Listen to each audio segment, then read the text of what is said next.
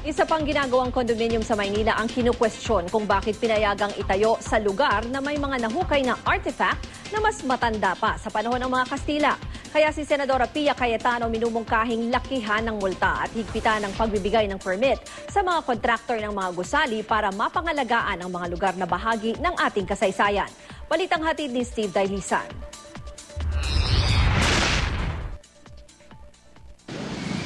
Sa patuloy na pagbabagong anyo ng Maynila, kasama kayang nababaon sa limot o kaya'y nasasapawan ng mga bagong gusali ang mga bakas ng makulay nitong nakaraan.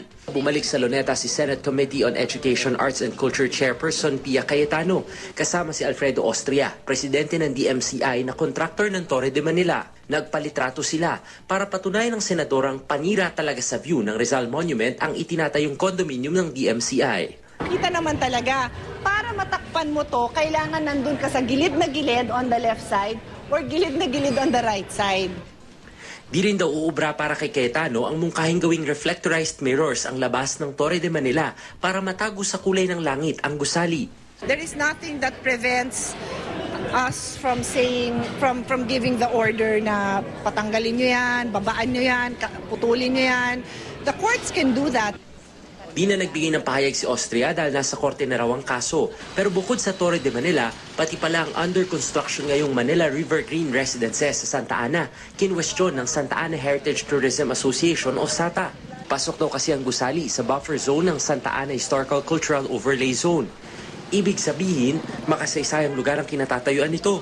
Patunay raw itong mga piraso ng antigong ceramics at iba pang nakuha ng magukay at magpatambak ang developer nito, ang CDC Holdings. Ang mga ito raw mula pa sa 11th century, bago pa ang panahon ng mga Kastila. Ang ilang artifacts na i-turn over na sa National Museum. Actually, noon pa naman mahigpit kami. It is the responsibility of all citizens na kung may nakuha silang mga archaeological, cultural, or anything about the past, i-report kaagad sa National Museum. Sabi ng SATA na dumalo sa Senado, nakakuha raw ng permit ang CDC Holdings kahit wala raw archaeological impact assessment. You cannot come in and do the archaeological work after the piles have been driven. Imagine 500 out of 800 piles were driven in before they even applied for a permit.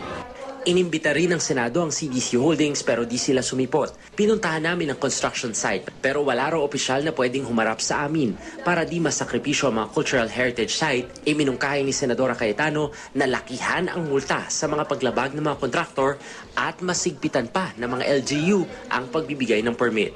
Steve Dailisan, GMA News.